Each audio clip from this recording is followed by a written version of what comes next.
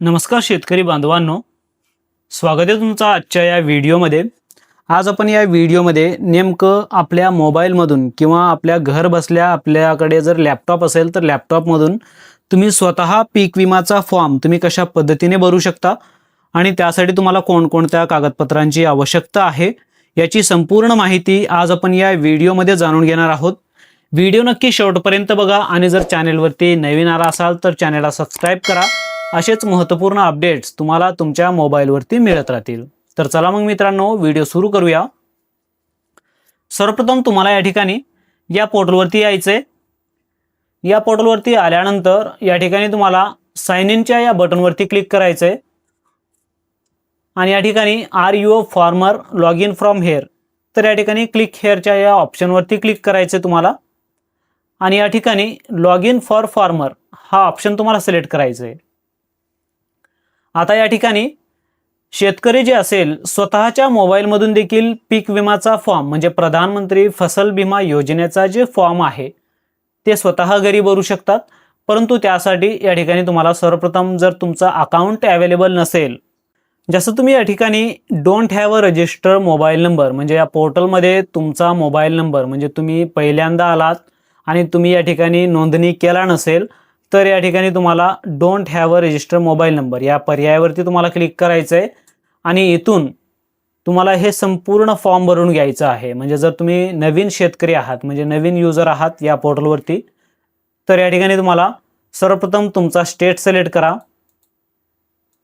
आणि या ठिकाणी तुमचं स्कीम सीजन हे सगळे डिटेल्स तुम्हाला सिलेक्ट करायचे आहेत, जे की शेतकऱ्यांचं या ठिकाणी पूर्ण नाव, पासबुकवरील नाव आणि रिलेशन किंवा रिलेशनशिपमध्ये जे काही son of, daughter of, wife of जे असेल ते, त्यानंतर रिलेटिव्हचं नाव, मोबाईल नंबर व्हेरीफाय करा, एज टाका, कास्ट कॅटेगरी तुम्हाला सिलेक्ट करायची आहे, जेंडर हे सगळे डिटेल्स जे की संपूर्ण डिटेल्स या ठिकाणी तुम्हाला टाकायचे आहेत आणि या ठिकाणी फार्मर आय डी टाईपमध्ये कोणता आय डी आहे म्हणजे फार्मर आय डी कार्ड तुम्हाला असणं आवश्यक आहे, कंपल्सरी केला या ठिकाणी।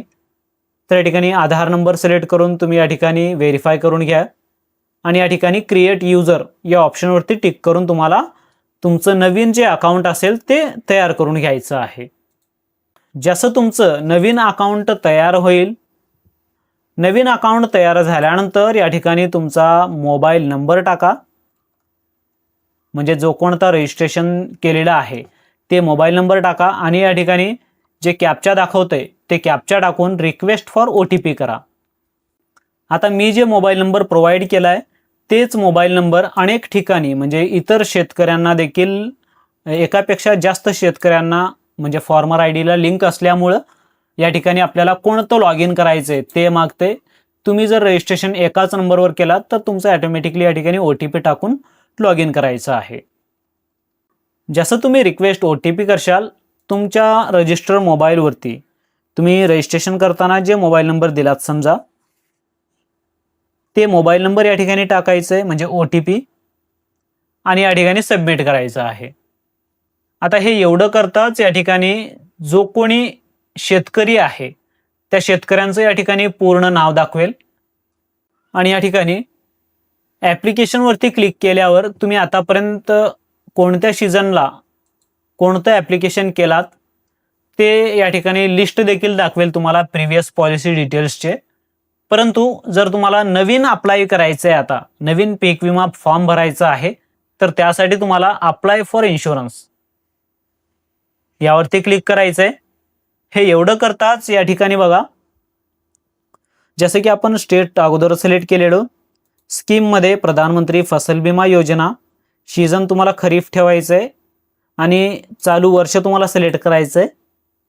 त्यानंतर शेतकऱ्यांचे डिटेल्स टाकायचे आहेत, जसे की आता या ठिकाणी शेतकऱ्यांचं जे काही नाव असेल ते नाव या ठिकाणी टाका, रिलेशन टाईपमध्ये सन ऑफ, डॉटर ऑफ जे असेल ते, त्यानंतर रिलेटिव्हचं नाव, मोबाईल नंबर टाकून या ठिकाणी व्हेरीफाय करून घ्या आणि वय टाका, कास्ट कॅटेगरी कोणती आहे ते, gender, farmer type, farmer category हे सगळे डिटेल्स तुम्हाला टाकून घ्यायचे आहेत जे की पर्सनल आणि रेजिडेन्शियल ॲड्रेसमध्ये।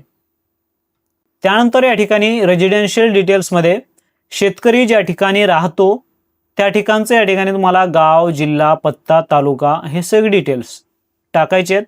जर तुम्हाला नॉमिनी ॲड करायचे असेल तर या ठिकाणी येस करा. जर नॉमिनी ॲड करायची नसेल तर या ठिकाणी नो करा.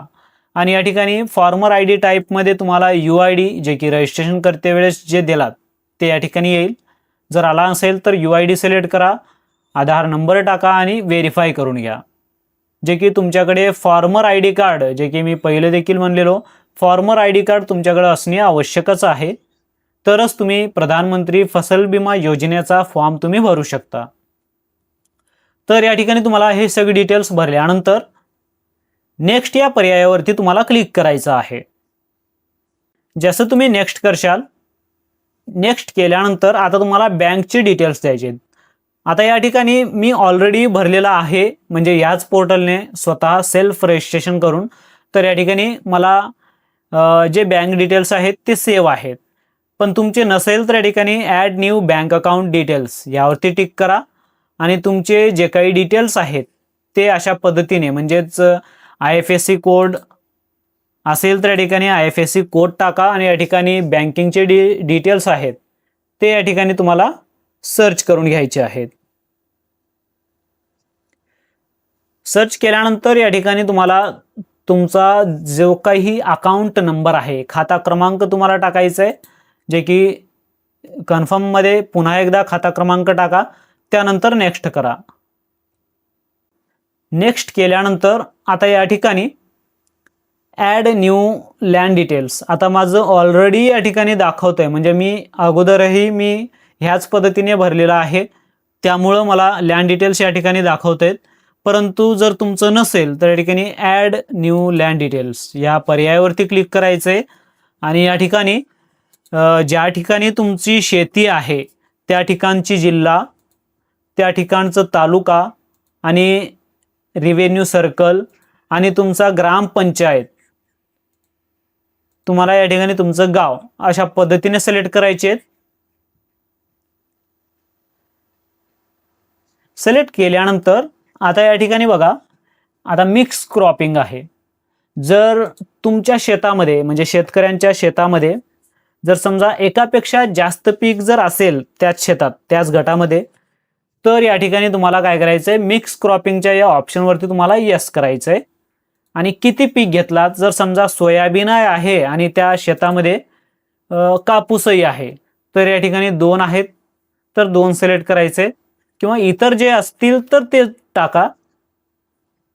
आणि या ठिकाणी तुम्हाला रेशिओ टाकायचा आहे, जे की 3 डिजिटमध्ये अशा पद्धतीने, म्हणजे जवळपास अशा पद्धतीने टाका. ऑटोमॅटिकली तुमचं सम एश्योर्ड कॅल्क्युलेट होईल.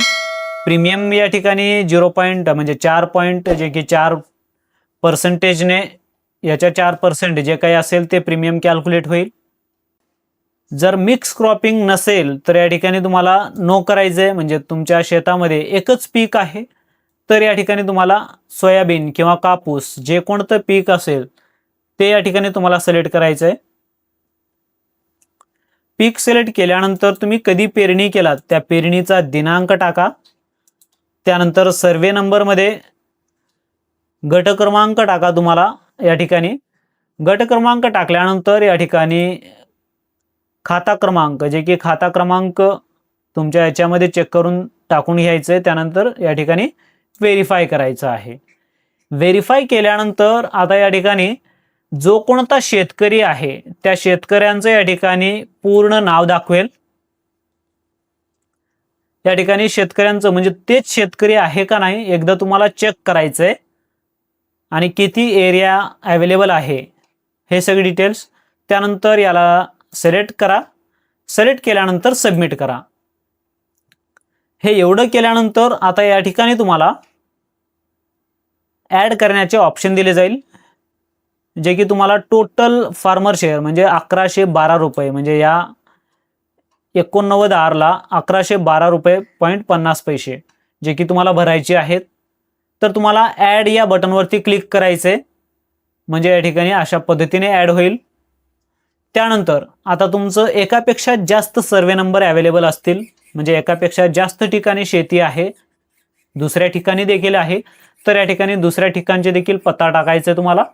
त्यानंतर शेतीचा म्हणजे जो कोणता पीक आहे त्या शेतामध्ये ते पीक टाका आणि या ठिकाणी कधी पेरणी केला ते, आणि या ठिकाणी ज्या ठिकाणचं तुम्हाला सर्वे नंबर आहे म्हणजे ते सर्वे नंबर देखील तुम्हाला ॲड करायचे, त्याची देखील विमा भरायचा आहे. ते गट क्रमांक टाका, खाता टाका म्हणजे खाता नंबर, त्यानंतर व्हेरीफाय करा. हे एवढं करताच या ठिकाणी तुम्हाला ॲडचा ऑप्शन दिला जाईल, जे की तुम्हाला पुन्हा एकदा ॲड करायचं आहे. एवढं ॲड केल्यानंतर या ठिकाणी तुम्हाला आणखीन एक लिस्टमध्ये म्हणजे जोडेल, जो कोणता तुम्ही ॲड करणार आहात ते. अशा पद्धतीने तुम्हाला 1 बाय 1 सगळे सर्वे नंबर तुम्हाला ॲड करून घ्यायचे आहेत. ॲड करून घेतल्यानंतर या ठिकाणी तुम्हाला सर्वप्रथम पासबुक अपलोड करायचं आहे. त्यानंतर लँड रेकॉर्ड या ऑप्शनमध्ये तुम्हाला 7/12 आणि होल्डिंग हे तुम्हाला अपलोड करून घ्यायचे आहेत. आणि या ठिकाणी सोईंग सर्टिफिकेट, जे की सोईंग सर्टिफिकेटमध्ये जे आहे पीक पेरा, जे की स्वयं घोषणा तुम्हाला अपलोड करायचं आहे. त्याचा PDF मी व्हिडिओच्या डिस्क्रिप्शनमध्ये देईन. त्याला डाउनलोड करून त्याचा प्रिंटआउट काढून ते भरून तुम्हाला या ठिकाणी शेतकऱ्यांचा अंगठा किंवा सही घेऊन तुम्हाला या ठिकाणी अपलोड करायचं आहे. अशा पद्धतीने हे डॉक्युमेंट अपलोड केल्यानंतर या ठिकाणी तुम्हाला नेक्स्ट या पर्यायावरती तुम्हाला क्लिक करायचं आहे. डॉक्युमेंट अपलोड केल्यानंतर तुमच्यासमोर एक प्रिव्ह्यूचा ऑप्शन दिला जाईल, जे की प्रिव्ह्यूवरती क्लिक करून तुम्हाला ते पेमेंट करून घ्यायचं आहे. जे कोणतं पेमेंट देईल ते पेमेंट कंप्लीट करून घ्यायचं आहे. पेमेंट कंप्लीट केल्या तुमच्यासमोर एक रिसिप्ट जनरेट होईल, जे की ते रिसिप्ट तुम्हाला डाउनलोड करून तुमच्या मोबाईलमध्ये किंवा त्याचा प्रिंटआउट काढून तुमच्याकडे तुम्हाला सेव्ह करून ठेवायचं आहे. किंवा त्याचा जर रिसिप्ट तुम्हाला पुन्हा डाउनलोड करायचा असेल तरी देखील तुम्ही ॲप्लिकेशनच्या या ऑप्शनमध्ये तुम्ही या ठिकाणी जे की कोणत्या वर्षीचं तुम्हाला पावती हवंय ते या ठिकाणी प्रिव्हियस पॉलिसी डिटेल्स यामध्ये 2026 खरीफ, जे की तुम्हाला डाउनलोड या ऑप्शनवरती क्लिक करून तुम्ही ते पॉलिसी किंवा त्या इन्शुरन्स म्हणजे पीक विमाची जे पावती आहे ते तुम्ही पुन्हाही डाउनलोड करू शकता. अशा पद्धतीने तुम्ही स्वतः तुमच्या मोबाईलमधून प्रधानमंत्री फसल विमा योजनेसाठी ऑनलाईन अर्ज करू शकता. आता यासाठी तुम्हाला कोणकोणते डॉक्युमेंट लागणार आहेत किंवा लागतील, तर या ठिकाणी सर्वप्रथम तुमचे शेतकरी ओळखपत्र तुमच्याकडे असणे आवश्यक आहे. दुसरा तुमच्याकडे आधार कार्ड, त्यानंतर 7/12 आणि होल्डिंग, आणि लास्ट म्हणजे पीक पेरा स्वयं घोषणापत्र, जे की तुम्हाला व्हिडिओच्या डिस्क्रिप्शनमध्ये मी ऑलरेडी दिला आहे.